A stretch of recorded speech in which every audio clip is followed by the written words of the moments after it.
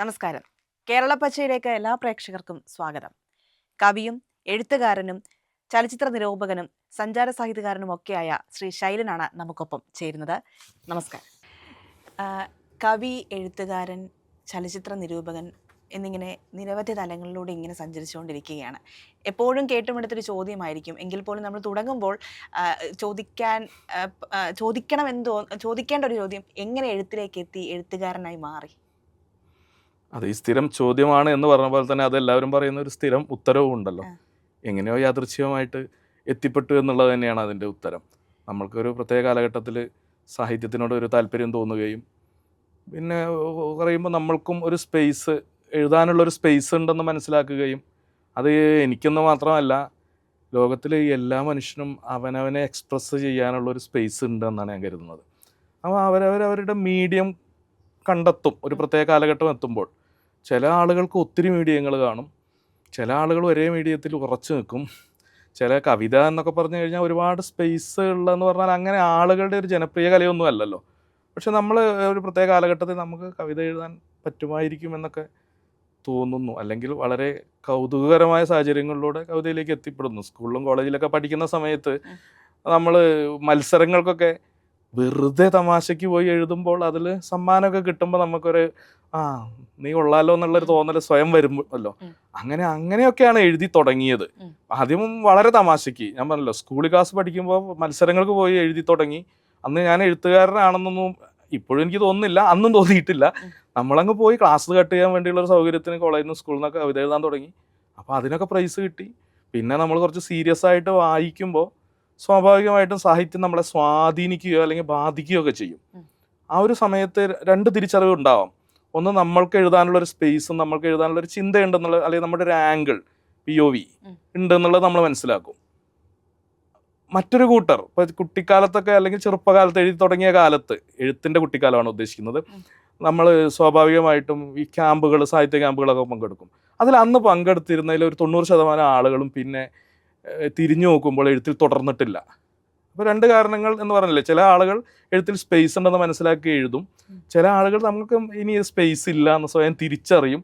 ചില ആളുകൾ ഒരുപക്ഷെ സ്വയം തിരിച്ചറിയായിരിക്കില്ല, അവർ നിരന്തരം ഈ ഇടപെടലുകളിലൂടെ മനസ്സിലാക്കും തങ്ങളുടെ സാഹിത്യത്തിൻ്റെ ഒരു വാല്യൂ, അല്ലെങ്കിൽ വാല്യൂ എന്ന് പറയാൻ പറ്റില്ല, ആളുകൾക്ക് താല്പര്യമില്ല എന്ന് മനസ്സിലാക്കി എഴുത്ത് നിർത്തും. എൻ്റെ എന്തുകൊണ്ടോ ഭാഗ്യത്തിന് ഞാൻ 13 വയസ്സിൽ സ്കൂളിൽ പഠിക്കുമ്പോൾ കവിത എഴുതാൻ പോയി. അതിങ്ങനെ ഇടവിട്ട അല്ലെങ്കിൽ കണ്ടിന്യൂസ് ആയിട്ട് ഇല്ലെങ്കിൽ പോലും പിന്നീട് ഇങ്ങനെ മത്സരങ്ങൾക്കൊക്കെ പോയി. പിന്നെ ഒരു ഡിഗ്രി തലമൊക്കെ എത്തുമ്പോൾ സ്വാഭാവികമായിട്ട് നമുക്ക് സാഹിത്യത്തിൽ താല്പര്യം തോന്നി. നാട്ടിൽ നല്ലൊരു ലൈബ്രറി ഉണ്ടായിരുന്നു, അതിൽ ഫിക്ഷനായിരുന്നു ഉണ്ടായിരുന്നത്. സ്വാഭാവികമായിട്ട് ആ കാലഘട്ടത്തിൽ പൈങ്കിളി നോവലുകൾ, ഡിറ്റക്റ്റീവ് നോവലുകളൊക്കെ വായിച്ച് തന്നെയാണ് നമ്മൾ വരുന്നത്. പിന്നെ നമ്മളിങ്ങനെ ഓരോ നെക്സ്റ്റ് സ്റ്റെപ്പുകൾ വായനയിലുണ്ടല്ലോ നമ്മൾക്ക്, അല്ലെങ്കിൽ നമ്മുടെ ഒരു ആസ്വാദനത്തിലുണ്ടാവുമല്ലോ. ആ ഒരു സമയത്ത് നമ്മൾ തിരിച്ചറിയും നമ്മൾക്കൊരു സ്പേസ് ഉണ്ട് എന്നുള്ളത്. അത് നമ്മൾ തിരിച്ചറിഞ്ഞുകൊണ്ട് കാര്യമില്ല എന്നുള്ളത് ഒരു സത്യമാണ്. പിന്നെ മറ്റുള്ളവർക്കും കൂടി തോന്നണമല്ലോ. ഇപ്പം ഞാൻ എഴുത്തുകാരനാണെന്ന് എനിക്ക് തോന്നിയിട്ട് കാര്യമൊന്നുമില്ല, ഇപ്പോഴും കാര്യമില്ല, അന്നും കാര്യമില്ല.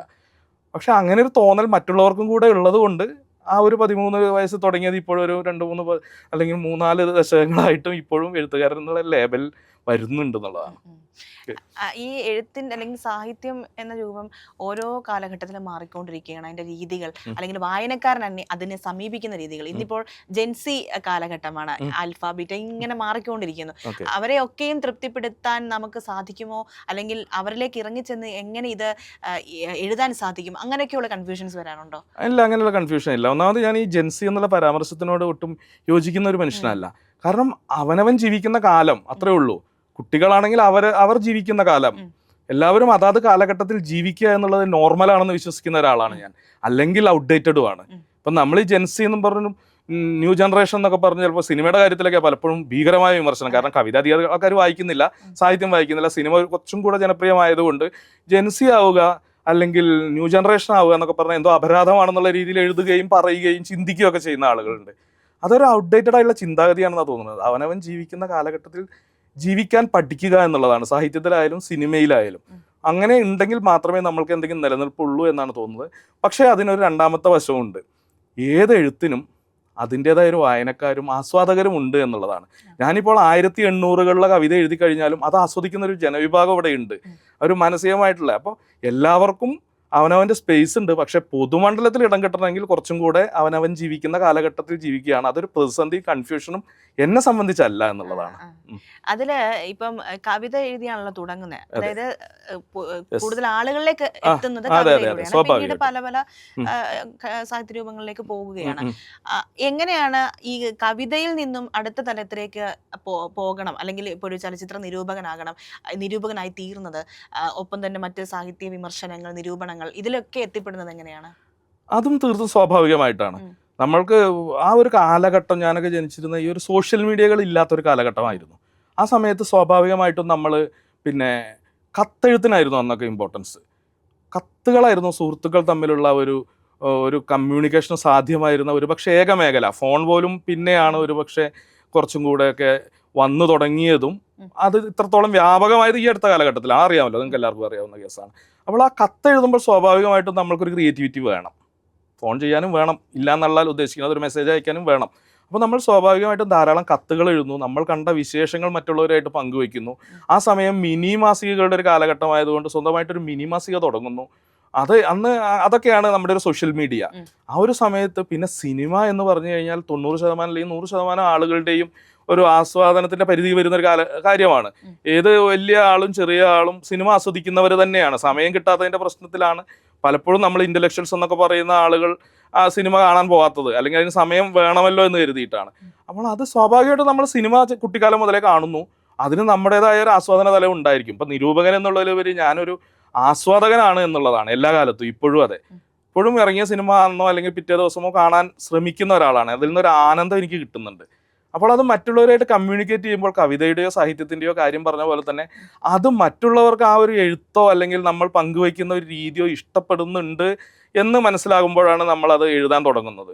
അല്ലെങ്കിൽ ഒരു സിനിമ ഇറങ്ങുമ്പോൾ നമ്മളോട് കണ്ടില്ലേ, അത് എഴുതിയില്ലേ എന്ന് ചോദിക്കുന്ന ഒരു അവസ്ഥ ഉണ്ടല്ലോ. അത് പറഞ്ഞില്ല, നിങ്ങൾ എഴുതി കഴിഞ്ഞാൽ നിങ്ങൾക്കും കിട്ടുന്നതാണ്. അതായത് അത് ആ ഒരു വ്യൂ പോയിന്റ് ഒരുപക്ഷെ വിയോജിക്കാനാണെങ്കിലും യോജിക്കാനാണെങ്കിലും മറ്റുള്ളവർക്ക് കണക്ട് ആവുന്നുണ്ടെങ്കിൽ സ്വാഭാവികമായിട്ടും മറ്റുള്ളവർ തന്നെയാണ് നമ്മൾ എഴുതാനുള്ള പ്രചോദനം. അല്ലാതെ നമ്മളിങ്ങനെ നമ്മൾ തന്നെ എഴുതുന്നത് നമുക്ക് മടുക്കും സ്വാഭാവികമായിട്ടും. നമ്മുടെ ഡയറിയിൽ എഴുതുന്ന ഒരു സിസ്റ്റം പോലെയാണ്. പണ്ടൊക്കെ അങ്ങനെയാണല്ലോ, നമ്മുടെ ഒരു ആത്മപ്രകാശന ഡയറിയിലാണല്ലോ. ഇപ്പോൾ ഈ സോഷ്യൽ മീഡിയ പ്ലാറ്റ്ഫോമുകളും പബ്ലിക്കേഷൻസും വെബ് പോർട്ടൽസും ഉള്ളത് കൊണ്ട് നമ്മളത് മറ്റുള്ളവരുമായിട്ട് ഷെയർ ചെയ്യുന്നു. അവർക്ക് കണക്ട് ആവുകയും അവരതിൽ താല്പര്യം പ്രകടിക്കുകയും ചെയ്യുമ്പോൾ നമ്മൾക്ക് അതിൽ നിന്ന് കിട്ടുന്ന ഒരു എനർജി ഉണ്ട്. നമ്മുടെ ഇന്നർ സെൽഫിന് കിട്ടുന്ന ഒരു അംഗീകാരം എന്ന് പറഞ്ഞ പോലുള്ള ഒരു എനർജി ഉണ്ട്. അതാണ് നമ്മൾ ഏത് എഴുത്തിലേക്കും നയിക്കുന്നത്. നോവലൊക്കെ എഴുതാൻ ഫിസിക്കലായിട്ടും മെന്റലായിട്ടും ഒരുപാട് ശ്രമം ആവശ്യമുള്ള ഒരു മേഖലയാണ്. അപ്പോൾ അത് എന്നെപ്പോലെ ഒരാൾക്ക്, ഞാൻ അലസനാണ് ഒരു പരിധി വരെ, പിന്നെ അടങ്ങിയിരിക്കാത്ത ഒരു പ്രകൃതമാണ്. അതുകൊണ്ടൊക്കെ അതിൻ്റെ അങ്ങനെ അത്രയും വലിയൊരു പ്ലാറ്റ്ഫോം, അതുപോലെ ഒരു സിനിമ ഡയറക്റ്റ് ചെയ്തുകൂടെ, സ്ക്രിപ്റ്റ് എഴുതിക്കൂടെ എന്നൊക്കെ പലരും ചോദിക്കും. പക്ഷെ അത് ഒരുപാട് അധ്വാനമുള്ള ഒരു മേഖലയായതുകൊണ്ട് കൂടി അതൊന്നും നമ്മൾ ഒരിക്കലും ശ്രമിച്ചു നോക്കുന്നില്ല എന്നുള്ളത് ഒരു സത്യം. ഈ സിനിമയിൽ വന്നിരിക്കുന്ന മാറ്റത്തെ എങ്ങനെ കാണുന്നു? ഇപ്പോൾ പുതിയ രീതിയിൽ പുതിയ സംവിധായകർ പല രീതിയിൽ പരീക്ഷണങ്ങൾ നടത്തുന്നുണ്ട്. കൂടുതൽ ആളുകൾ സിനിമയിലേക്ക്, ഒരു ഘട്ടത്തിൽ സിനിമ തങ്ങളിലേക്ക് എത്താൻ പാടാണ്, പ്രയാസമാണ്, ചിലർക്ക് മാത്രമേ അതിലേക്ക് എത്തിച്ചേരാൻ സാധിക്കുകയുള്ളൂ എന്നൊക്കെയുള്ള കാര്യങ്ങൾ ഉണ്ടായിരുന്നു. പക്ഷെ ഇപ്പോൾ സജീവമായി സിനിമയിലേക്ക് കൂടുതൽ യുവതലമുറയിലെ ആളുകൾ പരീക്ഷണങ്ങളും നിരീക്ഷണങ്ങളും നടത്തുന്നുണ്ട്. അത് വിജയിക്കുന്നുമുണ്ട്. എങ്ങനെയാണ് അതിനെ കാണുന്നത്? അത് വളരെ പോസിറ്റീവായിട്ടുള്ള ഒരു കാര്യമല്ലേ? ഒരു കാലഘട്ടത്തിൽ സിനിമ കണ്ടു തുടങ്ങി ആസ്വദിച്ചിരുന്ന എന്നെ പോലുള്ള ആളുകൾ പിന്നീട് ഫിലിം ഫെസ്റ്റിവലുകൾ, നമ്മളെ സംബന്ധിച്ച് ഏറ്റവും വലിയ പോസിറ്റീവായിട്ടുള്ള ഒരു കാര്യം, international film festival of Kerala IFFK ഇവിടെ നടക്കുന്നുണ്ടല്ലോ കാലങ്ങളായിട്ട്. അതായത് നമ്മുടെയൊക്കെ ഒരു തലമുറ സിനിമ കണ്ടു തുടങ്ങി അന്ന് മുതൽ ആരംഭിച്ച് നമ്മുടെ ആസ്വാദന നിലവാരത്തെ പുതുക്കുന്നതിൽ അത് വളരെയധികം സഹായിച്ചിട്ടുണ്ട്. ആദ്യ കാലഘട്ടങ്ങളിൽ അത് മാത്രമായിരുന്നു ലോക സിനിമ കാണാനുള്ള ഒരു മാർഗം. ഇപ്പോൾ അതൊന്നുമല്ല. നമ്മൾക്കറിയാം, നമുക്ക് മുബിയുടെ ഒരു പ്ലാറ്റ്ഫോം ഉണ്ടെങ്കിൽ അവിടെ വരുന്നതിന് മുമ്പ് തന്നെ ഇന്റർനാഷണൽ സിനിമകൾ നമ്മുടെ കയ്യിലെത്തുന്നുണ്ട്. അല്ലെങ്കിൽ ടെലഗ്രാം വഴിയോ അല്ലെങ്കിൽ മറ്റു പല മേഖലകളും വഴിയോ പ്ലാറ്റ്ഫോമുകൾ വഴി എത്തുന്നുണ്ട്. ആ ഒരു കാലഘട്ടത്തിൽ സിനിമ തുടങ്ങിയ ആളുകൾ ആണ് ഈ ഒരു സിനിമയുടെ മാറ്റത്തിന് തുടക്കമിട്ടത്. അത് പിന്നെ ഞാൻ നേരത്തെ പറഞ്ഞല്ലോ, ഓരോ ജനറേഷനും മാറുമ്പോൾ സ്വാഭാവികമായിട്ടും മാറ്റങ്ങൾ അനിവാര്യമാണ്, പുതുക്കപ്പെടലുകൾ അനിവാര്യമാണ്. അപ്പോൾ അവർ ഈ പറഞ്ഞ പോലെ തന്നെ പഴക്കമുള്ള സംഗതികൾ നൊസ്റ്റാൾജിക്കായിട്ട് ആൾക്കാർ അതേസമയം തന്നെ ആസ്വദിക്കുന്നുമുണ്ട്. അപ്പോൾ ഈ ഓരോ ഗ്രാമങ്ങളിൽ നിന്നുമുള്ള ചെറുപ്പക്കാർ സിനിമയിലേക്ക് വരികയും വളരെയധികം സജീവമാകുകയും വളരെയധികം എക്സ്പെരിമെന്റുകളൊക്കെ നമ്മൾ പറയുമെങ്കിൽ അത് തന്നെയാണ് അവരുടെ ഒറിജിനൽ. അല്ലാതെ ഒരു എക്സ്പെരിമെന്റ് നടത്തുന്ന കാലഘട്ടം കഴിഞ്ഞു. അങ്ങനെ ഒരു കാലഘട്ടം ഉണ്ടായിരുന്നു എന്ന് എനിക്ക് തോന്നിയിട്ടുണ്ട്. എന്തെങ്കിലുമൊക്കെ ആയിട്ട് എക്സ്പെരിമെന്റൽ നടത്തി ശ്രദ്ധ ആകർഷിക്കാനുള്ള ഒരു സംഭവം. പക്ഷെ ഇപ്പോൾ ഞാൻ ഈ ഒരു കഴിഞ്ഞ ആഴ്ച ഇറങ്ങിയ ഈ രാജേഷ് മാധവന്റെ സിനിമ പോലും കണ്ടു, പെണ്ണും പൊറാട്ടും. രാജേഷ് കാസർഗോഡത്തെ ഒരു ഉൾനാടൻ ഗ്രാമത്തിൽ നിന്ന് വരുന്ന ഒരാളാണ്. അയാൾ സിനിമയിലെത്തുന്നു, അയാൾക്ക് സ്പേസ് ഉണ്ടാവുന്നു, അയാൾ പാലക്കാട് ജില്ലയുടെ ഇന്നർ ആയിട്ടുള്ള ഒരു കൊല്ലങ്കോടിൻ്റെ അടുത്തുള്ള ഒരു സ്ഥലത്തിൻ്റെ ഒരു മൊത്തത്തിലുള്ള ഒരു ഗ്രാമീണത അതേപടി അതിൻ്റെ എല്ലാവിധ സൗന്ദര്യത്തോടും കൂടി സിനിമയിൽ ആവിഷ്കരിക്കുന്നു. വളരെ പോസിറ്റീവായിട്ടാണ് ഞാൻ പുതിയ സിനിമയെ കാണുന്നത്. അതിൽ ജനങ്ങൾ അല്ലെങ്കിൽ പ്രേക്ഷകൻ അതിനെ സ്വീകരിക്കുന്നതും ഒരുപാട് ശ്രദ്ധേയമായ കാര്യമാണല്ലോ നിലവിൽ. കാരണം നേരത്തെ നമുക്കറിയാം സൂപ്പർ സ്റ്റാറുകൾ മുൻപിൽ വന്നാലേ നായകൻ അവരെത്തിയാലേ സിനിമ വിജയിക്കൂ എന്ന ഒരു സങ്കല്പം അല്ലെങ്കിൽ ഒരു നിയമം ഉണ്ടായിരുന്നു. അതെ, അത് മാറിയിട്ട് ഇപ്പോൾ ആർക്കും എത്താം, നായകനാകാം, നായികയാകാം. അവർക്കൊക്കെയും അവർക്ക് നല്ല കഥയും കഥാപാത്രവുമാണെങ്കിൽ ജനങ്ങൾ സ്വീകരിക്കും എന്ന ഒരു രീതിയിലേക്ക് എത്തി. അതെ, അത് ഏറ്റവും അവസാനം എത്തിയ സ്ഥലമാണ് കേരളം എന്നാണ് എനിക്ക് തോന്നുന്നത്. അതായത് ഈ ഇൻഡസ്ട്രിയിൽ ഏറ്റവും നല്ല സിനിമകൾ ഇറങ്ങുന്ന കേരളത്തിൽ തന്നെയാണെന്ന് എപ്പോഴും പറയാറുണ്ട് മറ്റുള്ള ഇൻഡസ്ട്രിയിലുള്ളവരുടെ ഒരു അഭിപ്രായം. പക്ഷെ നമ്മുടെ ഈ പറഞ്ഞ പോലെ ഒരു സൂപ്പർ സ്റ്റാർഡത്തിന്റെ ഒരു വലയിൽ കുരുങ്ങി കിടന്നിരുന്നു. ഈ തമിഴ്നാട്ടിൽ പോലും അല്ലെങ്കിൽ ആന്ധ്രയിൽ പോലും ചെറിയ താരങ്ങൾ വന്ന് സിനിമകൾ വിജയിപ്പിക്കുമ്പോൾ ഇവിടെ ഈ സൂപ്പർ സ്റ്റാർ അല്ലാതെ ഉള്ള ഇടത്തരം നടന്മാർക്ക് പോലും സ്വന്തമായ അസ്തിത്വം നിലനിൽപ്പോ സിനിമയുടെ ബോക്സ് ഓഫീസിൽ ഇല്ലായിരുന്ന ഒരു കാലഘട്ടം എൻ്റെ ഓർമ്മയിലുണ്ട്. പക്ഷെ ഇപ്പൊ അത് ആവശ്യമില്ല. ഒരു മനുഷ്യനെ പോലും പരിചയമില്ലാത്ത സിനിമകൾ വിജയിക്കുന്നുണ്ട്. പുതിയ താരങ്ങൾ അല്ലെങ്കിൽ താരങ്ങൾ എന്ന് പോലും പറയാൻ താരങ്ങളാണ് അവർ അക്ഷരാർത്ഥത്തിൽ, അതുകൊണ്ടാണ് ആൾക്കാരത് വിജയിപ്പിക്കുന്നത്. ഇപ്പോൾ ഒരു മനുഷ്യൻ പോലും വേണ്ട, പട്ടിയെ അല്ലെങ്കിൽ മൃഗങ്ങളെ ഒക്കെ ഫോക്കസ് ചെയ്ത് സിനിമ ഇറക്കുന്നുണ്ട്. അത് ഈ പറഞ്ഞ പോലെ വൻ സ്കെയില് രാജമൗലി പോലുള്ളവർ ചെയ്യുന്നുണ്ട്. അതേപോലെ തന്നെ മലയാളത്തിലെ യുവ സംവിധായകരും ഇതുപോലെ പരീക്ഷണങ്ങൾ എന്ന് പറയാൻ പറ്റില്ല, അവർ വളരെ റിയലിസ്റ്റിക് ആയിട്ടുള്ള അവരുടെ സിനിമ അവരുടേതായ സ്വന്തം മനസ്സിലുള്ള ആളുകൾക്ക് ചേർന്ന കാസ്റ്റിംഗ് വെച്ച് തന്നെ ചെയ്യുന്നുണ്ട്. അതെ, നായകൻ പ്രതിനായകനായെങ്കിലും നിലനിൽപ്പുള്ളൂ എന്ന ചിന്ത വന്നു. ഇപ്പോൾ നമുക്കറിയാം മമ്മൂട്ടി ഉൾപ്പെടെയുള്ള ആളുകൾ വില്ലൻ കഥാപാത്രങ്ങൾ സ്വീകരിച്ചു തുടങ്ങിയിരിക്കുന്നത്. അത് ഈ ജനറേഷൻ അതേ ഉൾക്കൊള്ളൂ അല്ലെങ്കിൽ ആ മാറ്റം വേണമെന്ന ഒരു സത്യം. അതായത് മമ്മൂട്ടിയെ പോലെ ഏറ്റവും സീനിയർ ആയിട്ടുള്ള ഒരു നടൻ അല്ലെങ്കിൽ താരം സൂപ്പർ സ്റ്റാർ പോലും പുള്ളി കാലഘട്ടത്തിനൊപ്പം നടക്കുന്നു എന്നുള്ളതാണ് കഴിഞ്ഞ ഒരു 5 വർഷത്തെ സിനിമകൾ, പുള്ളി എടുത്തുള്ള സിനിമകൾ. പുള്ളി കംപ്ലീറ്റ്ലി യാതൊരു രീതിയിലുള്ള ജസ്റ്റിഫിക്കേഷനും ഇല്ലാത്ത പ്രതിനായക കഥാപാത്രങ്ങളെ ചെയ്യുന്നു. ഇടയിൽ കൊല്ലപ്പെടുന്ന അല്ലെങ്കിൽ മറ്റുള്ളവർ വന്ന് കൊല്ലുകയാണല്ലോ, ഭ്രമയുഗത്തിലൊക്കെ കൊന്നു കളയുകയാണ്. അതുപോലും ഇമേജ് എന്നൊരു പ്രശ്നമില്ല. കാരണം അത് കാലഘട്ടത്തിനൊപ്പം നടക്കുന്നത് കൊണ്ടാണ് പുള്ളിക്ക് അതിന് സാധിക്കുന്നത്. അത് വളരെയധികം സ്വീകരിക്കപ്പെടുന്നുണ്ടുള്ളത് വളരെയധികം സന്തോഷമാണ്. മലയാളത്തിൽ ആ ഒരു മാറ്റം വളരെ വളരെ വളരെ സന്തോഷത്തോടു കൂടി നോക്കി കാണുന്ന ഒരാളാണ്. സിനിമയുടെ കാര്യത്തിനൊപ്പം തന്നെ ഞാൻ കവിതയുടെ കാര്യം കൂടെ ഇതിനിടയ്ക്ക് സൂചിപ്പിക്കുകയാണ്. കവിതകളിലെ ശൈലി മാറ്റങ്ങൾ ഇപ്പോൾ വന്നിരിക്കുന്ന ഈ എല്ലാം നമ്മൾ പുതിയ കുട്ടികളെ പുതിയ വാക്കുകൾ, പുതിയ പ്രയോഗങ്ങൾ, ഇതൊക്കെയാണല്ലോ ഭയങ്കരമായിട്ട് ചർച്ചയാകുന്നത്. അത് താങ്കളുടെ കവിതകളിലും പലയിടത്തും അങ്ങനെ ചില ശൈലികളിൽ ഞാൻ വായിക്കുകയുണ്ടായി. ഇപ്പോൾ പ്രൊഫൈൽ നോക്കിയപ്പോൾ ശൈലികൾ മാറുകയും അതിനെക്കുറിച്ച് മാറ്റത്തിന്റെ ചിന്തകളിലേക്ക് പോവുകയും ചെയ്ത ഒരു വ്യക്തിയുള്ള ഒരാളാണ് ശ്രീ ശൈലൻ എന്ന് പറയുന്ന ആള്. അതെങ്ങനെയാണ് അതിനെ കുറിച്ചുള്ള കാര്യം? അതങ്ങനെ ആഗ്രഹിക്കുന്ന ഒരാളാണെന്ന് എനിക്ക് പറയാൻ പറ്റുള്ളൂ. കാരണം ഞാൻ കുറച്ചും കൂടെയൊക്കെ വ്യത്യസ്തമായിട്ടല്ല എൻ്റെതായ രീതിയിൽ എന്നെ എക്സ്പ്രസ് ചെയ്തിരുന്നു ആദ്യ കാലഘട്ടങ്ങളിൽ. അപ്പോൾ അതിനൊരു പ്രതിസന്ധി ഉണ്ട്. ഇപ്പോൾ ഈ സിനിമയുടെ കാര്യം എന്ന് പറഞ്ഞ പോലെ തന്നെ ആളുകൾ അത് ഏറ്റെടുക്കുകയൊന്നുമില്ല. ആളുകൾ സിനിമയേക്കാൾ കൂടുതൽ പുതുക്കപ്പെടലുകൾ നടക്കാതെ കിടക്കുന്നത് പലപ്പോഴും കവിതയൊക്കെ തന്നെയാണ്. കാരണം ആളുകൾ എപ്പോഴും അവർ കുട്ടിക്കാലത്ത് ചൊല്ലിക്കേട്ടിരുന്ന കവിതകളോട് കണക്ട് ചെയ്യുന്ന കവിതകൾ എഴുതുന്നതാണ് ഇപ്പോഴും ആളുകൾക്ക് ഇഷ്ടം, അല്ലെങ്കിൽ കൂടുതൽ ജനപ്രിയത കിട്ടാൻ അതാണ് കൂടുതൽ സൗകര്യപ്രദം. അതിൻ്റെ ഭാഗമായിട്ടുള്ള വെള്ളം ചേർക്കലുകളൊക്കെ ഞാൻ നടത്തുന്നുണ്ട് സ്വാഭാവികമായിട്ടും. എന്നാൽ പോലും നമ്മൾ എഴുതുന്ന ഒരു സൃഷ്ടിയിൽ നമ്മൾ ഉണ്ടായിരിക്കണം, അത് നമ്മുടേത് മാത്രമായിരിക്കണം എന്നൊരു ചിന്തിക്കുന്ന ഒരാളാണ് ഞാൻ. അതിന് പ്രതിസന്ധി ഉണ്ട്. കാരണം മറ്റൊരാൾക്ക് അത് കണക്റ്റ് ആവണം. കാരണം കുറച്ച് കണക്റ്റ് ആയി കഴിഞ്ഞ ഒരു ടെംപ്ലേറ്റിൽ കവിതയായാലും സിനിമയായാലും ചെയ്തു കഴിഞ്ഞാൽ സ്വീകരിക്കപ്പെടാൻ സുഖമാണ്. രഞ്ജിത്ത് പണ്ട് പറഞ്ഞിട്ടുണ്ട്, സംവിധായകനായിട്ടുള്ള രഞ്ജിത്ത്, മലയാളികൾ വ്യത്യസ്തതയല്ല ആഗ്രഹിക്കുന്നത്. പുള്ളിയുടെ ആ ഒരു കാലഘട്ടത്തിൽ വെച്ചാണ് പറയുന്നത്. വ്യത്യസ്തമെന്ന് തോന്നിപ്പിക്കുന്ന സിനിമ ഉണ്ടായാൽ മതിയെന്ന്. ഒരു കാലഘട്ടത്തിൽ അത് സത്യമായിരുന്നു. പക്ഷെ ഇപ്പോൾ സിനിമയിൽ അത് മാറ്റം വന്നു പറഞ്ഞല്ലോ. അതുകൊണ്ടാണ് കളങ്കാവിലൊക്കെ പ്രമേയമൊക്കെ സംഭവിക്കുന്നത്.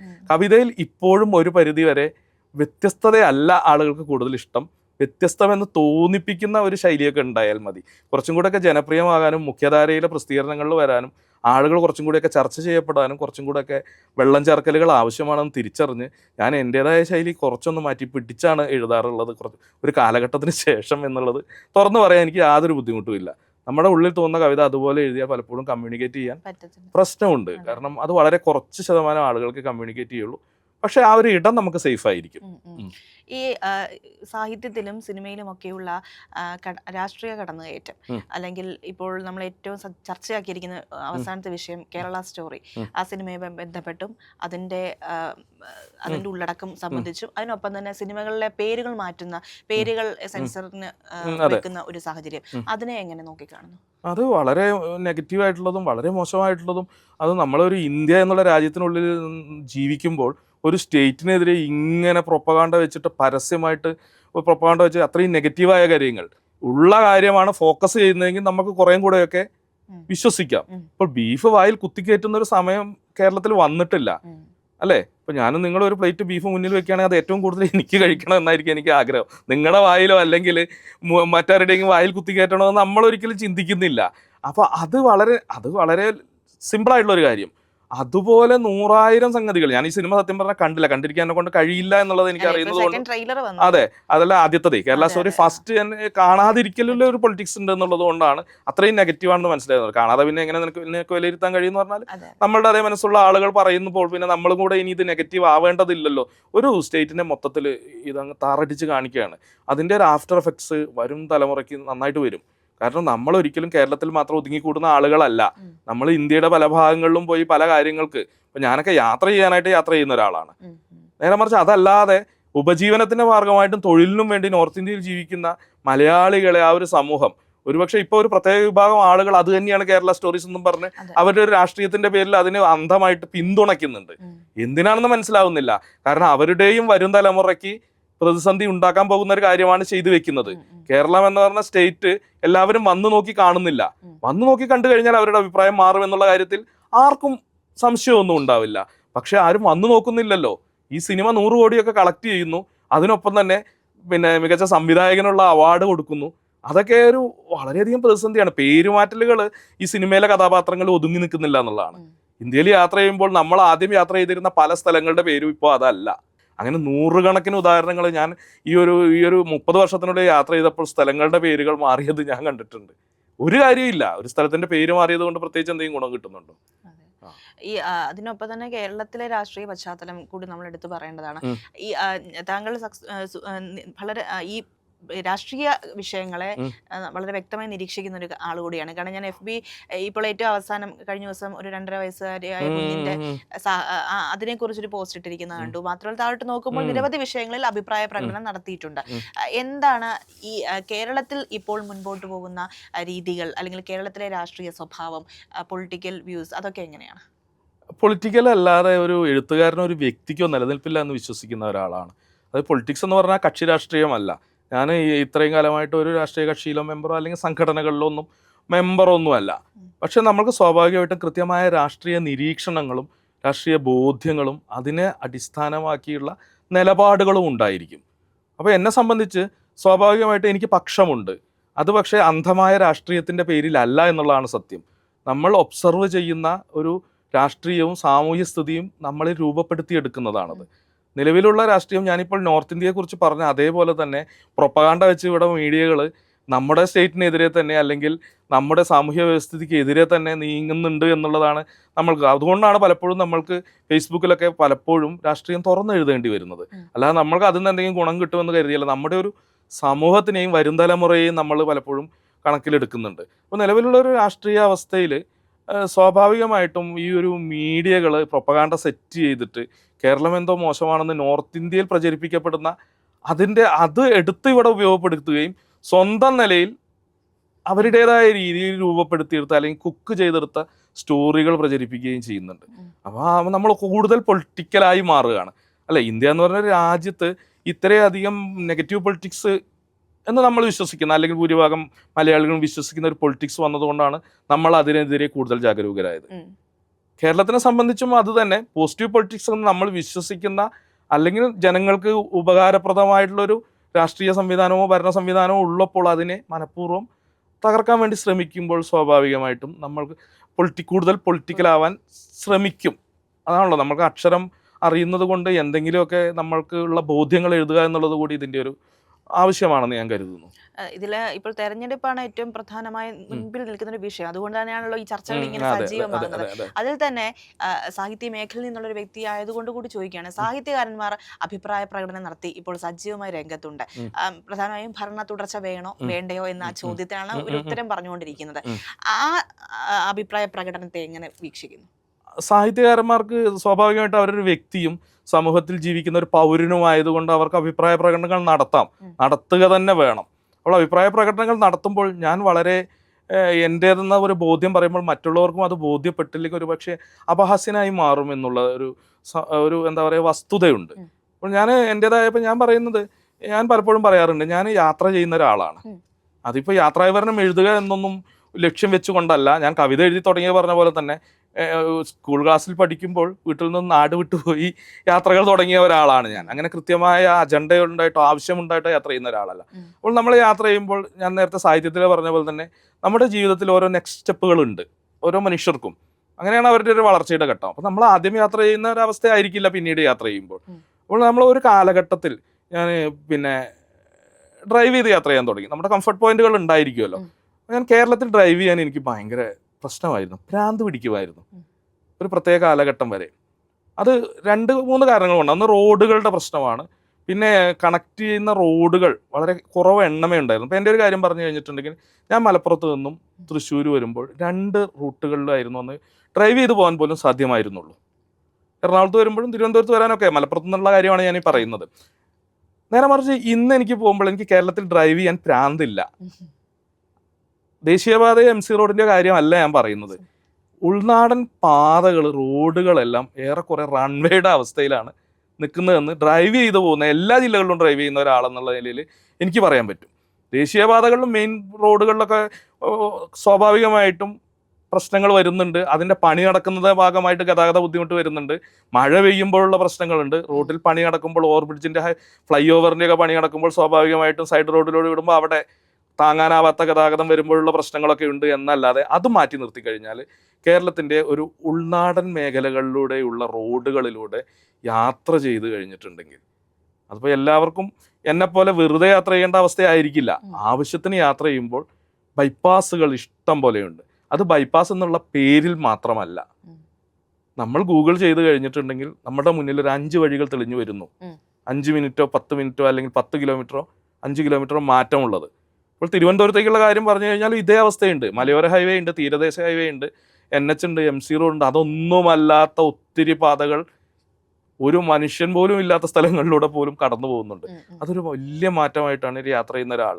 അതൊരു റോഡിൽ ഒതുങ്ങി നിൽക്കുന്നില്ല എന്നുള്ളതാണ് ഞാൻ മനസ്സിലാക്കുന്നത്. നമ്മൾ ഈ സമൂഹത്തിലാണല്ലോ ജീവിക്കുന്നത്. ഇപ്പോൾ എൻ്റെ ഒരു കുട്ടികൾക്ക് ലോഡ് ഷെഡിങ് എന്താണെന്ന് പറഞ്ഞാൽ അവർക്ക് അറിയില്ല, അല്ലേ? ഒരു പ്രത്യേക കാലഘട്ടത്തിന് ശേഷമുള്ള, ഇപ്പോൾ ഒരു സിനിമയിൽ ഈയിടെ ഇത് കണ്ടപ്പോൾ, സിനിമയിൽ ഇത് കാണിക്കുക, ആ കാലഘട്ടം കാണിക്കുമ്പോൾ അതിൻ്റെ ഭാഗമായിട്ട് സ്വാഭാവികമായിട്ടും ഈ രാത്രി കറണ്ട് പോകുന്നു, ആ സമയത്തുള്ള ഒരുക്കങ്ങളൊക്കെ കാണിക്കുന്നുണ്ട്. ഇതെന്താണ് സംഭവം എന്നുള്ളത് ഇവർക്ക് കണക്റ്റ് ആവുന്നില്ല. അതൊരു മാറ്റം തന്നെയായിട്ടാണ് കാണുന്നത്. അതെല്ലാ മേഖലകളിലും. ഇപ്പോൾ ഞാൻ നേരത്തെ പറഞ്ഞു NHൻ്റെയും ഇതല്ല, ഞാൻ ഇടുക്കിയിലാണ് ഇപ്പോൾ താമസിക്കുന്നത്. ആ ഒരു സമയത്ത് അവിടെയുള്ള എല്ലാ ആദിവാസി സെറ്റിൽമെൻറ്റ്സിലേക്കും ഈ ഒരു 10 വർഷത്തിനിടയിൽ ഒന്നുകിൽ കോൺക്രീറ്റ് റോഡുകൾ അല്ലെങ്കിൽ റബ്ബറൈസ്ഡ് റോഡുകൾ. ഞാൻ യാത്ര ചെയ്യുന്ന ആളായതുകൊണ്ട് എനിക്കത് കൃത്യമായിട്ട് പറയാൻ പറ്റും. ഇതാർക്കും നിഷേധിക്കാൻ പറ്റാത്തൊരു സത്യമാണ്. അപ്പോൾ സ്വാഭാവികമായിട്ടും ഉള്ള കാര്യം പറയാതെ ഇല്ലാത്ത കാര്യങ്ങൾ കുക്ക് ചെയ്തെടുക്കേണ്ട അവസ്ഥ വരും. കേന്ദ്രം നമ്മൾക്കെതിരെ അല്ലെങ്കിൽ കേന്ദ്രം ഡയറക്റ്റ് ചെയ്യുകയാണെന്ന് നമുക്ക് അവകാശവാദമില്ല. പക്ഷെ സ്വാഭാവികമായിട്ടും ആ ഒരു സപ്പോർട്ട് ഉള്ളത് കൊണ്ടാണ് കേരള സ്റ്റോറീസ് ഇറങ്ങുന്നത്. കൃത്യമായിട്ട് സപ്പോർട്ട് ഇല്ലെങ്കിൽ സെൻസർ ബോർഡിന് അനുമതി ഒരു സംസ്ഥാനത്തിനെതിരെ ഇങ്ങനെ പ്രൊപ്പഗാണ്ട വെച്ച് ചെയ്യുന്ന ഒരു സിനിമയ്ക്ക് കിട്ടില്ല. അതുപോലെ ഇവിടുത്തെ ആളുകൾ നെഗറ്റീവ് പൊളിറ്റിക്സിൻ്റെ തെരഞ്ഞെടുപ്പൊക്കെ വരും പോവും. പക്ഷെ ആളുകൾക്ക്, ജനങ്ങൾക്ക് സൗകര്യമുള്ളൊരു സംഗതി നിലനിന്ന് കാണണമെന്ന് ആഗ്രഹിക്കുന്ന ഒരാളാണ് ഞാൻ. അത് മറ്റൊരാൾ അത് അല്ലാന്ന് തെളിയിച്ചു കഴിഞ്ഞാൽ അവർക്കും എൻ്റെ സപ്പോർട്ട് ഉണ്ടാവും. ഇപ്പോൾ കേരളത്തിനെതിരെ പ്രശ്നം വന്നപ്പോൾ ഞാൻ ധൈര്യമായിട്ട് പറഞ്ഞിട്ടുണ്ട്, കേരളയിൽ കൊണ്ടുവരുന്നത് LDF ആണെന്നുള്ളത് എൻ്റെ വിഷയമേ അല്ല. അതിപ്പോൾ UDF കൊണ്ടുവരികയാണെങ്കിലും BJP കൊണ്ടുവരികയാണെങ്കിലും, ഇനി അതല്ല അതിലും നെഗറ്റീവ് പൊളിറ്റിക്സ്, മറ്റു 2 കൂട്ടരും വളരെ നെഗറ്റീവ് പൊളിറ്റിക്സ് എന്നുള്ള അർത്ഥത്തിലല്ല ഞാൻ പറയുന്നത്. ഏതെങ്കിലും ഒരു നെഗറ്റീവ് പൊളിറ്റിക്സ് കൈകാര്യം ചെയ്യുന്ന ആൾ പോലും ഇവിടെ ഉന്നമനത്തിന് വേണ്ടി ഒരു കാര്യം ചെയ്യുകയാണെങ്കിൽ, ക്ഷേമത്തിന് വേണ്ടി ചെയ്യുകയാണെങ്കിൽ, അത് ആര് കൊണ്ടുവന്നു എന്ന് നോക്കാതെ അതിനെ സപ്പോർട്ട് ചെയ്യുക എന്നുള്ളതാണ് എൻ്റെ ഒരു ആറ്റിറ്റ്യൂഡ്. ഇപ്പോൾ നിലവിലേറെ പ്രതിപക്ഷം അറ്റാക്ക് ചെയ്യുന്ന മേഖലകൾ എന്ന് പറയുന്നത് ആരോഗ്യം, വിദ്യാഭ്യാസം, വ്യവസായം എന്നീ ഇടങ്ങളാണ്. ലോക റാങ്കിങ്ങിൽ പോലും ശ്രദ്ധേയമായ പ്രകടനം കാഴ്ചവെച്ച മേഖലയാണ് വിദ്യാഭ്യാസവും ആരോഗ്യവും ഒക്കെ. അവിടെ നിരവധി പ്രശ്നങ്ങൾ ഉണ്ട് എന്ന തരത്തിലാണ് പ്രതിപക്ഷം ആരോപണങ്ങൾ നിരന്തരം ഇങ്ങനെ ഉന്നയിച്ചുകൊണ്ടിരിക്കുന്നത്. കാരണം ലോകത്തെയും നാടിനെയും ഒക്കെ ചുറ്റി സഞ്ചരിക്കുന്ന ഒരു വ്യക്തി എന്ന നിലയ്ക്ക് ഇതൊക്കെ നേരിട്ട് കാണുകയും അറിയുകയും ചെയ്യുന്ന ഒരു ആളാണല്ലോ. അതിനെ എങ്ങനെയാണ് കാണുന്നത്? അത് സ്വാഭാവികമായിട്ടും ഒരു എലക്ഷൻ ബേസ്ഡ് മാത്രമല്ല എന്നുള്ളൊരു തോന്നൽ കൂടി എനിക്കുണ്ട്. ആരോഗ്യവും വിദ്യാഭ്യാസവുമാണ് കഴിഞ്ഞ 10 വർഷത്തിൽ ഏറ്റവും അധികം മുന്നോട്ട് പോയിട്ടുള്ള 2 മേഖലകൾ എന്നുള്ളത് തീർത്ത് പറയാൻ പറ്റും. അത് സ്കൂൾ വിദ്യാർത്ഥികൾക്ക് സ്കൂളിലുണ്ടായ സൗകര്യങ്ങളും അവരുടെ ഇൻഫ്രാസ്ട്രക്ചർ നന്നായത് നമുക്ക് കൺമുന്നിൽ കാണാം അല്ലേ. പണ്ടൊരു സ്കൂൾ എന്ന് പറഞ്ഞാൽ ഒരു കൃത്യമായ സെറ്റപ്പാണ്. അത് 20 വർഷം കഴിഞ്ഞാലും 50 വർഷം കഴിഞ്ഞാലും മാറുന്നില്ല എന്നുള്ളതായിരുന്നു. അപ്പോൾ നമ്മൾ പഴയ സിനിമകൾ കണ്ടാൽ തന്നെ മാത്രം മതി. അതിലുള്ള സ്കൂളുകൾ 70കളിലെ സ്കൂളുകൾ 80 സ്കൂളുകൾ തമ്മിൽ വലിയൊരു മാറ്റമൊന്നും വന്നിട്ടില്ലായിരുന്നു. 80കളുടെയും 90കളുടെയും തമ്മിൽ മാറ്റം വന്നിട്ടില്ലായിരുന്നു. 2000 വരെയൊക്കെ ഏറെക്കുറെ അങ്ങനെയായിരുന്നു. 2010 വരെയും അങ്ങനെ തന്നെയായിരുന്നു എന്നുള്ളത് നമുക്കറിയാം. ഗവൺമെന്റ് സ്കൂളുകളുടെ കാര്യമാണ് പറയുന്നത്, പബ്ലിക് സ്കൂളുകളുടെ മാനേജ്മെന്റ് സ്കൂളുകളുടെ അല്ല. അപ്പോൾ പോലും ഈ ഗവൺമെന്റ് സ്കൂളിന്റെ ഒരു സ്റ്റാൻഡേർഡ് അനുസരിച്ച് ഉണ്ടാവുള്ളൂ. കാരണം എപ്പോഴും കമ്പയർ ചെയ്യുമ്പോഴാണല്ലോ ഈ പ്രശ്നം വരുന്നത്. ഒരുപാട് മുന്നോട്ട് പോകേണ്ട കാര്യമില്ലല്ലോ. ഗവൺമെന്റ് സ്കൂളുകൾ ഒരു 5 മാർക്ക് കിട്ടുന്നതാണെങ്കിൽ 6 കിട്ടിയ കഴിഞ്ഞാൽ തന്നെ പ്രൈവറ്റിന് ആൾക്കാർ പ്രിഫറൻസ് കൊടുക്കും. നേരെ മറിച്ച് ഗവൺമെന്റ് സ്കൂളുകൾ 10 എത്തി എന്നുള്ളൊരവസ്ഥയിൽ ആണ് എന്നുള്ളതാണ് എനിക്ക് തോന്നുന്നത്. ഏറെക്കുറെ എന്തൊക്കെ കുറ്റം പറഞ്ഞു കഴിഞ്ഞിട്ടുണ്ടെങ്കിലും വിദ്യാഭ്യാസത്തിന്റെ ഒരു കാര്യത്തിലായാലും അതിന്റെ ഒരു ഇൻഫ്രാസ്ട്രക്ചറിന്റെ കാര്യമായാലും കുട്ടികളുടെ ഒരു കംഫർട്ട് ലെവലിന്റെ കാര്യത്തിലൊക്കെ ആയിട്ടുണ്ടെങ്കിൽ ഗവൺമെന്റിന്റെ ഒരു മൊത്തത്തിലുള്ള സ്കൂളും വിദ്യാഭ്യാസ സമ്പ്രദായവും ഏറെക്കുറെ 10 കൊടുക്കാവുന്ന ഒരു അവസ്ഥയിലാണ്. അപ്പോൾ സ്വാഭാവികമായിട്ടും അതുകൊണ്ട് വെല്ലുവിളി ഉണ്ടാവുന്ന ആളുകളുണ്ട്. അത് സ്കൂളിനേക്കാളും അല്ലെങ്കിൽ വിദ്യാഭ്യാസ മേഖലയെക്കാളും കൂടുതൽ ആരോഗ്യ മേഖലയിലാണ്. ആരോഗ്യ മേഖലയിൽ ബഹുരാഷ്ട്ര കമ്പനികൾ തന്നെ ധാരാളം ഇവിടെ ഇൻവെസ്റ്റ് ചെയ്ത് കഴിഞ്ഞു എന്നുള്ളതാണ് മനസ്സിലാക്കുന്നത്. അപ്പോൾ ഞാൻ മനസ്സിലാക്കുന്നത് പ്രൈവറ്റ് ഹോസ്പിറ്റലുകൾ ഒത്തിരി പൂട്ടിപ്പോകുന്നുണ്ട് സാധാരണക്കാരൻ്റെ. കാരണം ഈ പ്രൈവറ്റ് ഹോസ്പിറ്റലുകൾ കിട്ടുന്ന അതേ ഫെസിലിറ്റീസ് ഇപ്പോൾ നിങ്ങളുടെ നാട്ടിലൊരു PHCയോ FHCയോ കുടുംബാരോഗ്യ കേന്ദ്രമൊക്കെയാണ് ഇപ്പോൾ. അവിടെ ചെന്ന് കഴിഞ്ഞാൽ മരുന്നുകളുണ്ട്. ഞാൻ ഈ മാറ്റം കാണുന്നുണ്ട്. വളരെ പരിമിതമായ മരുന്നുകൾ ഉണ്ടായിരുന്ന ആശുപത്രിയിൽ ഇപ്പോൾ സ്വാഭാവികമായിട്ടും ഒരുവിധം എല്ലാ മരുന്നുകളും ഉണ്ട്. അപ്പോൾ സ്വാഭാവികമായിട്ട് ചിന്തിക്കും. ഇൻഫ്രാസ്ട്രക്ചറിന്റെ കാര്യവും ഇങ്ങനെ തന്നെയാണ്. പ്രൈവറ്റ് ഹോസ്പിറ്റലുകളെ മൾട്ടി സ്പെഷ്യാലിറ്റി അല്ല ഉദ്ദേശിക്കുന്നത്, സാധാരണ പ്രൈവറ്റ് ഹോസ്പിറ്റലുകളെ വെല്ലുന്ന സംവിധാനമാണ്. വൃത്തിയുള്ളതും ടൈൽസ് ഇട്ടതും അതിൻ്റെ ഒരു കണ്ടീഷൻസും മൊത്തത്തിൽ ആളുകളെ ആകർഷിക്കുന്ന വിധത്തിലായതോടുകൂടി സ്വാഭാവികമായിട്ടും സ്വകാര്യ മേഖലയ്ക്ക് അതിൻ്റെതായ പ്രശ്നങ്ങൾ ഉണ്ടായിട്ടുണ്ട്. അപ്പോൾ ഈ വൻകിടക്കാരനെ സംബന്ധിച്ച് ഇപ്പോൾ ഈ കഴിഞ്ഞ ആഴ്ച കേരളത്തിൽ ഒരു വൻകിട ഹോസ്പിറ്റലുകൾ ഉദ്ഘാടനം ചെയ്തു, കണ്ടു കാണുമല്ലോ. അപ്പോൾ അതൊരു മൾട്ടി സ്പെഷ്യാലിറ്റി ഹോസ്പിറ്റലിനെ അല്ലെങ്കിൽ സ്വകാര്യ മേഖലയിലുള്ള വൻകിട നിക്ഷേപകരെയോ ബാധിക്കുന്ന ഒരു പ്രശ്നമാണ്. അപ്പോൾ അവരെ സംബന്ധിച്ച് ഇത് മോശമാണെന്നുള്ള ഒരു പൊതുബോധം ഇപ്പോൾ യാത്ര ചെയ്യുന്ന ആളുകൾക്ക് അല്ലെങ്കിൽ ആ മേഖലയുമായിട്ട് ഇടപഴകുന്ന ആളുകൾക്ക് മാത്രമേ ഇതിൻ്റെ ഒരു യാഥാർത്ഥ്യമുള്ളൂ. അപ്പോൾ നിങ്ങളൊരു പക്ഷേ ഈ ഒരു സ്റ്റുഡിയോകളിൽ മാത്രം ഇരിക്കുന്ന ആളോ അല്ലെങ്കിൽ നിങ്ങളുടെ പ്രവർത്തന മേഖലയിൽ തൊഴിലിടത്തിൽ മാത്രം നിൽക്കുന്ന ആളോ ആണെങ്കിൽ മീഡിയകളിൽ വരുന്ന വാർത്ത സത്യമാണെന്നുള്ള ഒരു പൊതുബോധം സൃഷ്ടിക്കപ്പെടുന്നുണ്ട് ഇതിലൂടെ എന്നാണ് ഞാൻ മനസ്സിലാക്കുന്നത്. അപ്പോൾ അത് കേവലം ഒരു പൊളിറ്റിക്സിന് വേണ്ടിയിട്ട് നെഗറ്റീവ് ആയിട്ട് ആ ഒരു വളർന്നു നിൽക്കുന്ന ഒരു സിസ്റ്റത്തിന് അടി കൊടുക്കുന്ന രീതിയിൽ വളരെ ചെറിയ കാര്യങ്ങളെ പർവ്വതീകരിച്ച് കാണിച്ച് മൊത്തം വെന്റിലേറ്റർ ആണെന്ന് കാണിക്കുന്നത് എങ്ങോട്ടാണ്? ഇനിയിപ്പോൾ ഭരണം ഒരു പക്ഷേ മാറിയേക്കാം, അതൊക്കെ സംഭവിക്കുന്ന കാര്യമാണ്. ഇലക്ഷൻ വരുമ്പോൾ സ്വാഭാവികമായിട്ടും ജനങ്ങളുടെ പൊതുബോധത്തിൽ വരുന്ന മാറ്റം അല്ലെങ്കിൽ അവരവർക്ക് തോന്നുന്ന പൊളിറ്റിക്സ് അനുസരിച്ചൊക്കെ മാറിയേക്കാം. പക്ഷേ ഈ ഒരു വളർന്നു നിൽക്കുന്ന ഒരു സാധനത്തിന് അടി കൊടുത്ത് സ്വകാര്യ മേഖലയെ പ്രോത്സാഹിപ്പിക്കേണ്ടത് ഉണ്ടോ എന്നുള്ളത് ചിന്തിക്കേണ്ട ഒരു കാര്യമാണ് എന്നാണ് എനിക്ക് തോന്നുന്നത്. ഓക്കെ, ഇത്രയും ഗൗരവമുള്ള വിഷയങ്ങളൊക്കെ പറഞ്ഞു. ഇനി തിരിച്ച് എഴുത്തിലേക്കൊക്കെ വരികയാണെങ്കിൽ എങ്ങനെയാണ് ഇനി പുതിയ എഴുത്തുകളും മറ്റ് കാര്യങ്ങളുമൊക്കെ വരാനിരിക്കുന്നുണ്ടോ? അത് പ്ലാൻഡ് അല്ല. ഞാൻ ജീവിതത്തിൽ വ്യക്തി എന്നുള്ള നിലയിലും ഇപ്പോൾ എഴുത്തുകാരൻ എന്ന് അവകാശപ്പെടാൻ എനിക്ക് ആഗ്രഹമില്ലാന്ന് ഞാൻ പറഞ്ഞു. അതൊക്കെ ആയി പോകുന്നതാണ്. ഇപ്പോൾ നമ്മൾ ഒരു സ്പേസ് ഉണ്ടെങ്കിൽ സ്വാഭാവികമായിട്ടും എഴുതും. ഇപ്പോൾ കവിതയാണെങ്കിൽ തന്നെ ഞാൻ മുമ്പ് എഴുതിയ പോലെ ഇപ്പോൾ എഴുതാറില്ല എന്നുള്ളതാണ്. കഴിഞ്ഞ വർഷം 2 കവിത എഴുതിയത്. അപ്പോൾ നമ്മളിങ്ങനെ വേറെ എന്തെങ്കിലുമൊക്കെ രീതിയിൽ നമ്മളെ പ്രകാശിപ്പിക്കുന്നുണ്ട്. അതും കൂടി അതിൻ്റെ ഒരു മാർഗമാണല്ലോ. പിന്നെ അത് ചോദിച്ചപ്പോൾ ഈ ലിറ്ററേച്ചർ ഫെസ്റ്റിവൽ ഉൾപ്പെടെ സാഹിത്യ മേഖലയ്ക്ക് വേണ്ടി സർക്കാർ നിരവധി മേളകൾ നടത്തുന്നുണ്ട്. സാഹിത്യകാരന്മാർക്ക് വേണ്ടി അവരുടെ പ്രശ്നങ്ങൾ പറയാൻ വേണ്ടിയുള്ള വേദികൾ ഒരുക്കുന്നുണ്ട്. അതിനെ സംബന്ധിച്ചൊക്കെ എന്താണ് അഭിപ്രായം? അത് വളരെ പോസിറ്റീവായിട്ടുള്ള കാര്യമല്ലേ. ഇപ്പോൾ കേരളത്തെ സംബന്ധിച്ച് പ്രൈവറ്റ് ലിറ്ററേച്ചർ ഫെസ്റ്റിവലുകൾ ഇഷ്ടംപോലെ നടക്കുന്നുണ്ട്. വൻകിടയും ഉണ്ട്, ചെറുകിടയും ഉണ്ട്. ഈ പറഞ്ഞ പോലെ അതും പോസിറ്റീവാണ്. ഗവൺമെൻറ് എഴുത്തുകാരെ കേൾക്കാൻ വേണ്ടിയുള്ള സാഹിത്യ അക്കാദമിയുടെ ലിറ്ററേച്ചർ ഫെസ്റ്റിവൽ നടത്തുന്നുണ്ട്. അതുപോലെ ഈ എഴുത്തുകാരുടെ ഒരു അഭിപ്രായങ്ങൾക്ക് വളരെയധികം പ്രാധാന്യം കൊടുക്കുന്നുണ്ട് എന്ന് എനിക്ക് തോന്നിയിട്ടുണ്ട്. അതിനായിട്ട് ഇപ്പോൾ കഴിഞ്ഞ ഒരു മാസം തന്നെയാണെന്ന് തോന്നുന്നു, മുഖ്യമന്ത്രി തന്നെ നേരിട്ട് എഴുത്തുകാരെ വിളിച്ചു ചേർക്കുകയും, എഴുത്തുകാരെ മാത്രമല്ല സാംസ്കാരിക മേഖലയിലുള്ളവരെയും ബഹുവിധമായിട്ടുള്ള ആളുകളെ വിളിച്ചുകൂട്ടി. ഇപ്പോൾ എഴുത്തുകാർക്ക് മാത്രമായിട്ടൊരു അഭിപ്രായം ഉണ്ട് എന്നൊന്നും എനിക്ക് തോന്നുന്നില്ല. അവർ കുറച്ചും കൂടെ ക്രിയേറ്റീവായിട്ടുള്ള രീതിയിൽ ഒരുപക്ഷെ ചിന്തിക്കുകയും നിർദ്ദേശങ്ങൾ നൽകുകയൊക്കെ ചെയ്യുന്നുണ്ടായിരിക്കും. എല്ലാ മേഖലയിലുള്ളവർക്കും അവരവരുടെ നിർദ്ദേശങ്ങൾ നൽകുന്നുണ്ട്. അപ്പോൾ ഗവൺമെൻറ് എഴുത്തുകാരെ മാത്രമല്ല എല്ലാവരെയും കേൾക്കുന്നുണ്ട്. അത് തുടർന്ന് കൂടുതൽ തന്നെ കേൾക്കേണ്ടതാണ് എന്നാണ് എനിക്ക് തോന്നുന്നത്. അത് വളരെ പോസിറ്റീവായിട്ടുള്ളൊരു കാര്യമാണ്. ഇപ്പോൾ എഴുത്ത് സംഭവിച്ചുകൊള്ളും എന്നാണ് ഞാൻ വിശ്വസിക്കുന്നത്. ഇനി അതുകൊണ്ട് ഭാവിയിൽ അങ്ങനെ ഒരുപാട് പദ്ധതികളൊന്നും ഇല്ല. കാരണം ഈ ഒരു ഇൻ്റർവ്യൂ കഴിഞ്ഞ് ഇറങ്ങുന്ന സമയത്ത് ഒരുപക്ഷെ തീർന്നു പോകാവുന്ന ജീവിതമേ ഉള്ളൂ. അപ്പോൾ ഒരുപാട് പദ്ധതികൾ ഉണ്ടായി കഴിഞ്ഞാൽ നമ്മൾക്ക് നിരാശയായിരിക്കും ഫലം. പദ്ധതികളൊന്നുമില്ല, സംഭവിച്ചുകൊള്ളും എന്നാണ് ഞാൻ കരുതുന്നത്. ഓക്കെ. അപ്പോൾ ഇതിപ്പോൾ നിരവധി പുരസ്കാരങ്ങൾ ലഭിച്ചത് രാഷ്ട്രമീമാംസയ്ക്കാണ്. അതാണ് ഏറെ ഇപ്പോൾ ചർച്ച ചെയ്യപ്പെട്ട ഒരു കൃതിയും കൂടായി മാറുന്നത്. അതിലെ 4 വരിയും കൂടെ കവിത ചൊല്ലാൻ ഞാൻ ഒട്ടും കംഫർട്ട് അല്ല എന്നുള്ളതാണ് എൻ്റെ ഒരു സത്യം. അപ്പോൾ അത് പിന്നെ ചെറുത് ഇതുവരെ പറഞ്ഞ കുറച്ചും കൂടെ നല്ല കാര്യങ്ങൾ ആളുകൾക്ക് മുഷിപ്പിക്കേണ്ടതില്ല. എൻ്റെ ഞാൻ ഈ കവിത ഞാൻ ചൊല്ലുന്ന കവിതയിൽ ഒട്ടും പ്രവീണനല്ല, പ്രാവീണ്യമില്ല എനിക്ക്. ഞാൻ കവിത കുറച്ചും കൂടെ, ഞാൻ കവിത എഴുതുന്നു, അത് എവിടെയെങ്കിലും ഉള്ള ഒരാൾ എവിടെയെങ്കിലും ഇരുന്ന് വായിച്ച് ആസ്വദിക്കണം. അത് കണക്റ്റ് ആയാലും ഇല്ലെങ്കിലും കണക്ട് ചെയ്താൽ കൂടുതൽ സന്തോഷം. അപ്പോൾ ഈ ഒരു പ്രസിദ്ധീകരണങ്ങൾക്ക് അയച്ചു കൊടുക്കുകയും സോഷ്യൽ മീഡിയയിൽ പോലും ഞാൻ എൻ്റെ കവിത ഇടാറില്ല. കാരണം അത് വേറെ എവിടെയെങ്കിലും ഒരു ഇടത്തിരുന്ന് വേറെ ഒരാൾ, നമ്മളറിയാത്ത ഒരാൾ വായിച്ച് അത് അറിഞ്ഞ് നമ്മളോട് പറയാതിരിക്കുകയെ, ചിലപ്പോൾ 10 വർഷം കഴിഞ്ഞൊക്കെ ആയിരിക്കും ഇന്ന് എഴുതിയൊരു കാര്യത്തിനെ കുറിച്ച് പിന്നെ എപ്പോഴെങ്കിലും കണ്ടുമുട്ടുമ്പോൾ ഒരാൾ പറയുന്നത്. അതിൽ നിന്നൊരു സന്തോഷമുണ്ട്. പിന്നെ ഇത് എൻ്റെ ഒരു പോസിറ്റീവായിട്ട് അല്ല ഞാൻ പറയുന്നത്, അങ്ങനെയും തെറ്റിദ്ധരിക്കേണ്ട കാര്യമില്ല. എന്നെ കൊണ്ട് ചൊല്ലാനൊന്നും കഴിയില്ല, അല്ലെങ്കിൽ അങ്ങനെ റിതമിക് ആയിട്ടുള്ളതോ മ്യൂസിക്കലായിട്ടുള്ള കവിതയൊന്നും എഴുതാനും ആളുകൾ അതിലൂടെ എൻജോയ് ചെയ്യിപ്പിക്കാൻ എനിക്ക് കഴിയില്ല എന്നുള്ളത് എൻ്റെ ഒരു കുറവായിട്ട് കണ്ടാൽ മതി. ഓക്കെ, അത് ഞാൻ ഒരു 4 പേര് പ്രതീക്ഷിച്ചു. എങ്കിൽ പോലും ഇനിയും സജീവമായി തന്നെ കൂടുതൽ ശ്രദ്ധേയമായ കാര്യങ്ങൾ എഴുത്തിലൂടെ നടത്താൻ സാധിക്കട്ടെ എന്ന് തന്നെ ആശംസിക്കുകയാണ്. ഇനിയും നമുക്ക് കണ്ടുമുട്ടാം. നന്ദി, നമസ്കാരം. Thank you.